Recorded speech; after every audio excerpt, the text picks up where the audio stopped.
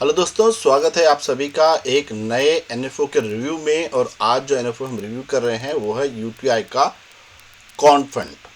तो ये NFO launch हो चुका है 2 जनवरी को और ये क्लोज होगा जनवरी 16, 2025। तो पूरे डिटेल्स जानने से पहले important disclaimer: mutual fund investments subject to market risk, read all scheme related documents carefully, and please do note that the logos, data and content in the presentation is of the respective companies and not owned or created by us, and we do not claim ownership or responsibility for the accuracy of the information presented over here. तो चलिए हम बात करते हैं इस particular NFO की।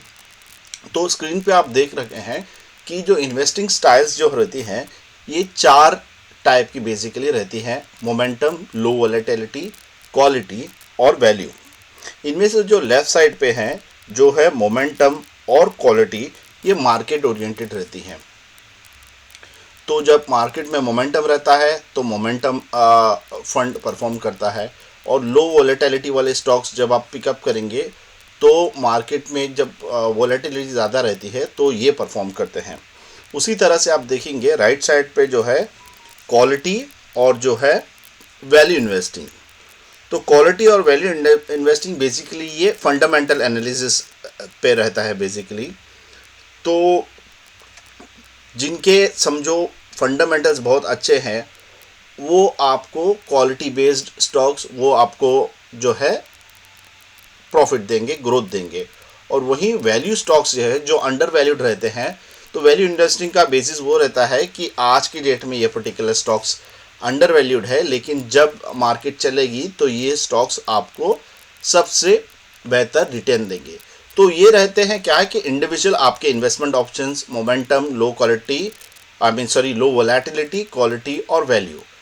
तो factor based investing corn fund यहाँ पे क्या करने वाला है, इन चारों का मिश्रण लेके आपको जो है बेस्ट ऑप्शन यहाँ पे देने वाला है एक डायनामिक एलोकेशन के साथ में। तो हम फैक्टर इन्वेस्टिंग का लॉन्ग टर्म परफॉर्मेंस देखें तो ये performance analysis of factor since 2005 यानी पिछले 20 साल से अगर हम देखें तो इनका बेंचमार्क जो है हमने लिया है BSE 200 TRI।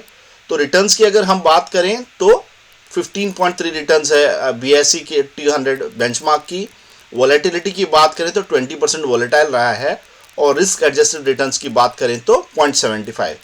तो अगर हम ये पर्टिकुलर जो इंडिविजुअल फैक्टर्स लें यानी मोमेंटम, लो वोलेटिलिटी, क्वालिटी और वैल्यू, तो जो मोमेंटम वाला है उसने सबसे ज़्यादा रिटर्न्स यानी 21% रिटर्न्स दिए हैं, उसके वोलेटिलिटी 22 है और रिस्क एडजस्टेड रिटर्न 0.9 है।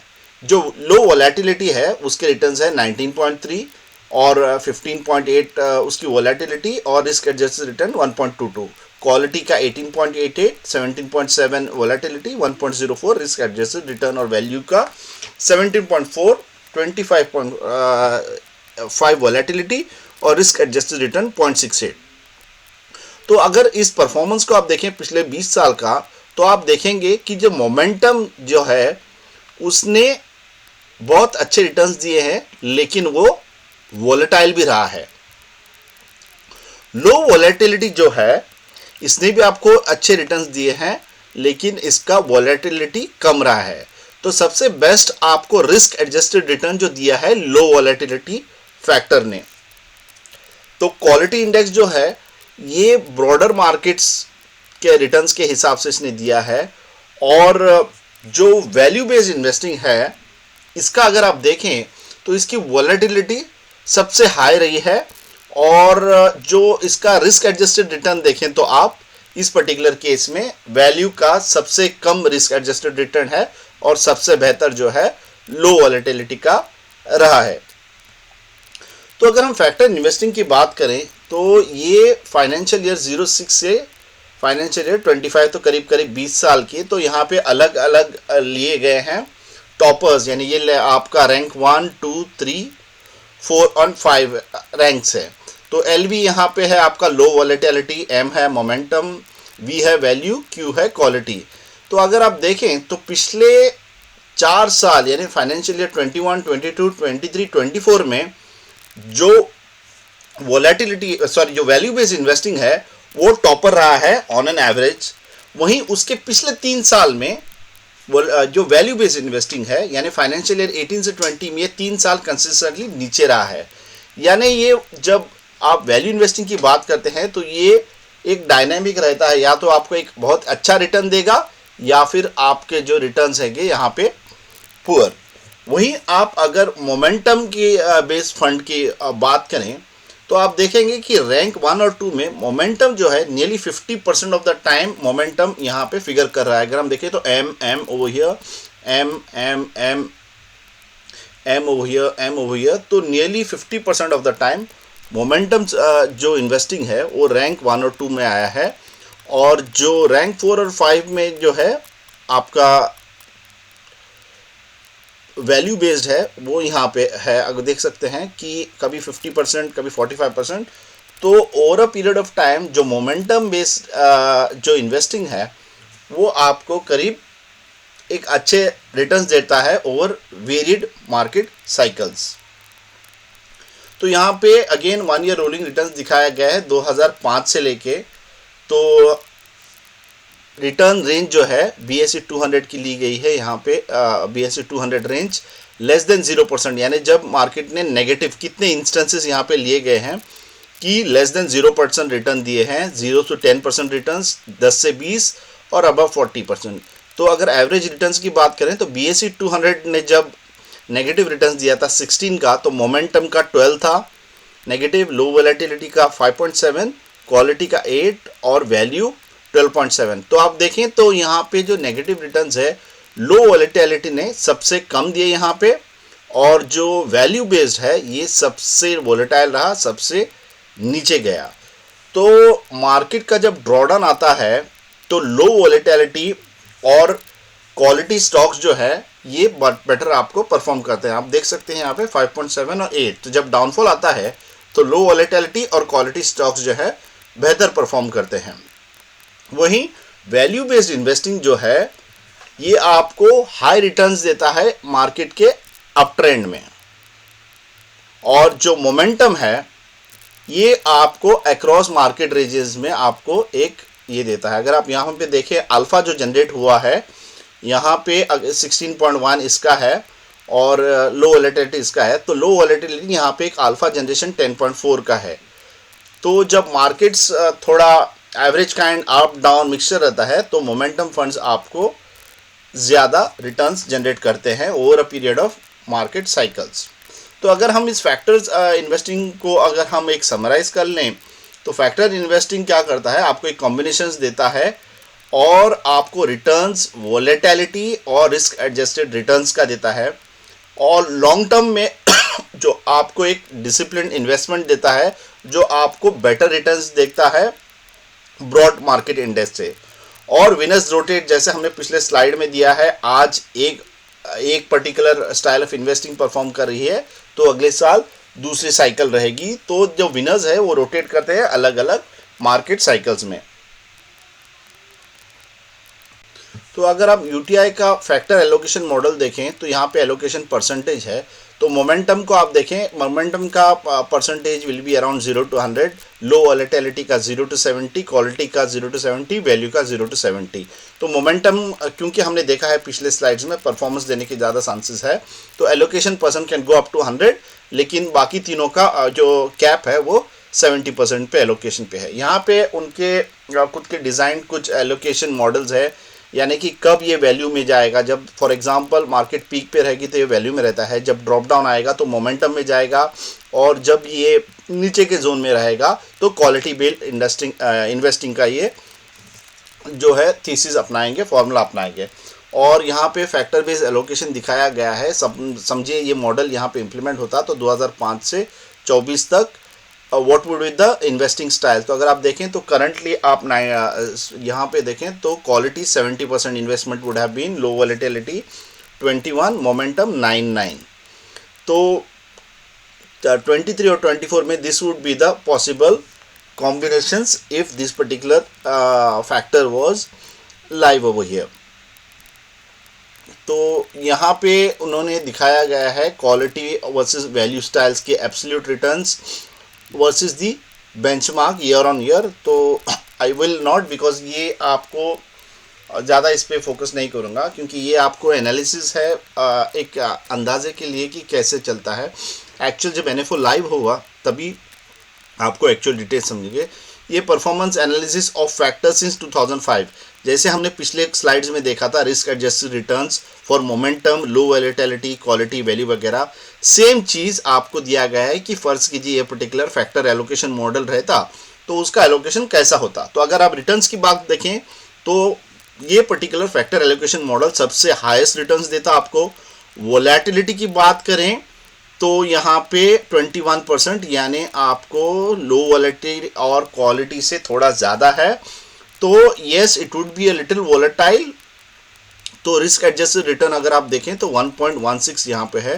तो क्योंकि इसके रिटर्न ज़्यादा है तो ओवरऑल आपको ये लगभग लो वॉलेटिलिटी के आसपास जो आपका ये है उस हिसाब से रिस्क एडजस्टेड रिटर्न देगा। तो आपके जो है फैक्टर एलोकेशन आपको रिटर्न्स भी अच्छी दे रहा है, और जो वॉलेटिलिटी भी है वो थोड़ी कंपेयर टू अदर जैसे कि वैल्यू इन्वेस्टिंग स्टाइल और मोमेंटम से आपको ये कम वॉलेटाइल ये पर्टिकुलर फंड रहेगा। तो यहाँ पे अगेन डिटेल्ड है, I just skip this video, थोड़ा लंबा होता जा रहा है। 1 ईयर रोलिंग रिटर्न्स दिखाया गया है और क्या अल्फा जनरेट हुआ है यहाँ पे हो सकता है। तो इस गाइड को मैं स्लिप करता हूँ, और ये यहाँ पे ड्रॉ डाउन और अप मार्क की बात की है। तो ये BSE 200 बेंचमार्क है, ब्लू जो ग्राफ है ये समझो BSE बेंचमार्क ने समझा पॉजिटिव 25% रिटर्न दिए, मोमेंटम बेस्ड ने 33%, लो वॉलेटिलिटी 20, क्वालिटी 28, वैल्यू 35 और फैक्टर मॉडल 38। तो उसके जो नेगेटिव रिटर्न्स की अगर बात करें तो BSE 200 नेगेटिव 16%, सॉरी, ये आपका मोमेंटम 13, ये -6, -8, -2, -10। तो फैक्टर मॉडल आप देखें कि जब ये आपको रिटर्न्स भी अच्छे देता है अप मार्केट में, और कंपैरेटिवली जब ड्रॉडाउन आता है तो आप देखेंगे तो वैल्यू और यहाँ पे BSE 200 बेंचमार्क और इवन मोमेंटम से अच्छे आपको ड्रॉडाउन, यानी जब नीचे जाता है तो मार्केट ये पर्टिकुलर फैक्टर उतना नीचे नहीं जाता, जैसे हमने पिछले टेबल में देखा। तो फैक्टर एलोकेशन मॉडल का फाइनेंशियल ईयर परफॉर्मेंस ट्रेंड यहाँ पे लिया गया है कि अगर ये एग्जिस्ट होता तो फैक्टर मॉडल फ्रॉम 2006 टू 2025 क्या आपको रिटर्न्स देता। ये इंडिविजुअल है, मोमेंटम, लो वॉलेटिलिटी, क्वालिटी और वैल्यू।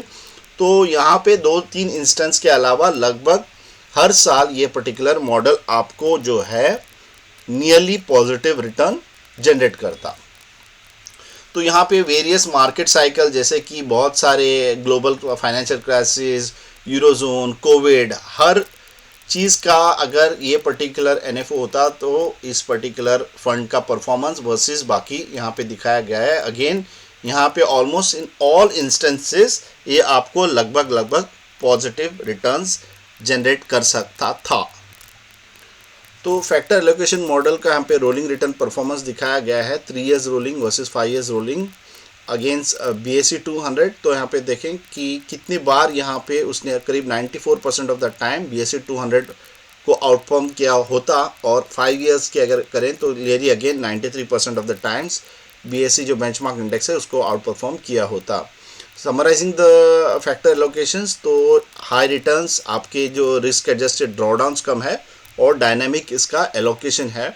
तो ये उनका प्रोप्राइटरी मॉडल है UTI का। यहाँ पे उनकी टीम डेडिकेटेड रहती है जो वेरियस प्रोसेसेस फॉलो करती है, जैसे कंपनीज़ की OCF, ROC रेटिंग्स, कंसिस्टेंसी वगैरह, उनके स्ट्रेटजीज़ के हिसाब से from a list of 1800+ companies analyse करके उनको वेरियस फिल्टर्स लगा के 438 टॉप डाउन अप्रोच यूज़ करके, उसके अलावा प्रोप्राइटरी जो अभी फैक्टर एलोकेशन मॉडल होगा वो लगेगा, और उसका स्टॉक सिलेक्शन के वेरियस क्राइटेरियाज रहेंगे यहाँ पे, उससे होते through from the 438 companies it will come down to 342 companies, और फिर उसको फैक्टर स्क्रीनिंग होगा मोमेंटम के लिए, क्वालिटी के लिए, वैल्यू के लिए, लो वॉलेटिलिटी के लिए, और इसमें से भी फिल्टर्स निकलेंगे, और फिर आगे जाके उनके बेंचमार्क्स और कैपिंग्स भी है सेक्टर लेवल पे।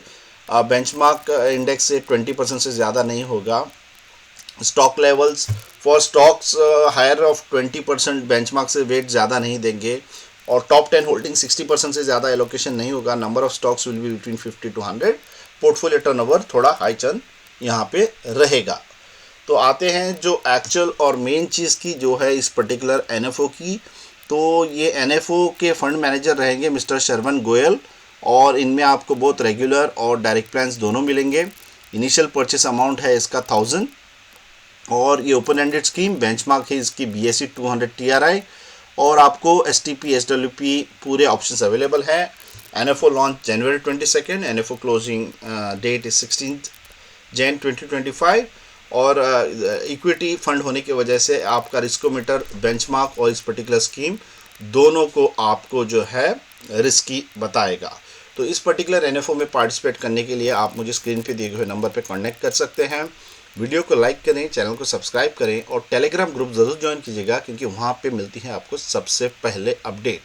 मिलते हैं अगले वीडियो में, तब तक के लिए अपना ख्याल रखें और हैप्पी इन्वेस्टिंग।